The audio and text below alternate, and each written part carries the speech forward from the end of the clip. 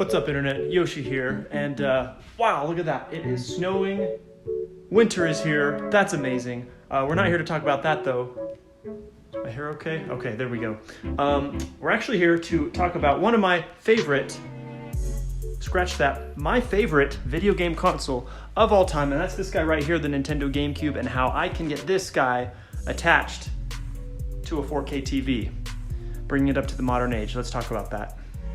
So it actually all started about 2 years ago when I discovered this company, this maker, this person creating this digital AV adapter for the GameCube, and naturally I ordered one. It was a little expensive. It was a bit of an investment, $100. Ooh. But I'm a diehard, so for me it's worth it. And I actually totally forgot about it for almost a year and a half because unfortunately the guy kind of ran into some health issues, so he fell off the face of the earth for a little bit there. But then out of the blue, he's like, hey, sorry, I've been sick for a while, but here's your order, and it's on the way, and there you go.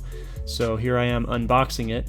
And what's significant about this particular adapter is that it uses the digital AV output of the GameCube, which was only made for a short while before Nintendo decided to redesign the GameCube and remove the digital port because they discovered that less than 1% of the GameCube users actually used the digital output for high quality graphics.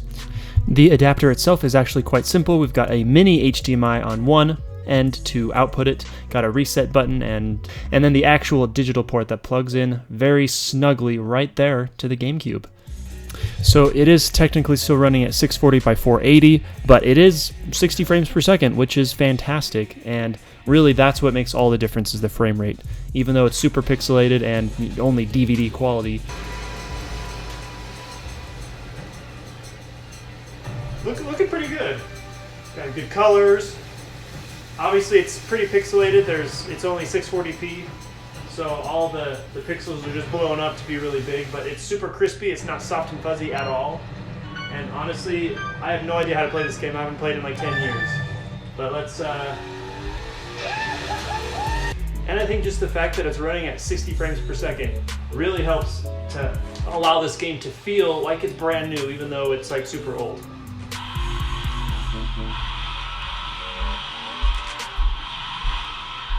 So this is just something that I noticed, that for some reason when it's being split to the recording monitor, they've got all these weird edging artifacts. However, they don't show up on the TV and they don't show up in the actual recording. As you can see, this is the recording software I've got and everything is fine.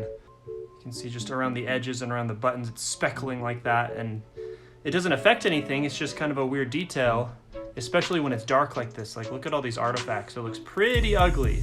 However, as you can see on the actual recording, it's totally fine. Also totally fine. So I'm not sure what it is about the recording setup that makes those artifacts appear, but they don't affect gameplay. It's just a weird visual glitch.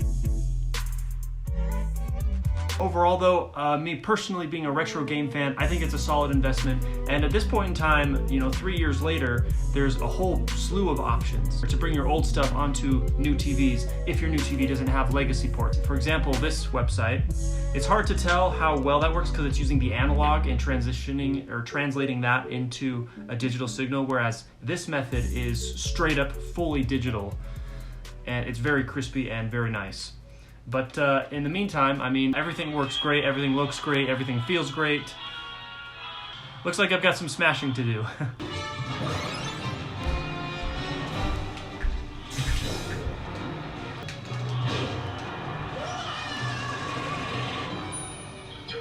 And just for fun, here's a graphics comparison between Smash Bros. Melee and Smash Bros. Ultimate, because why not?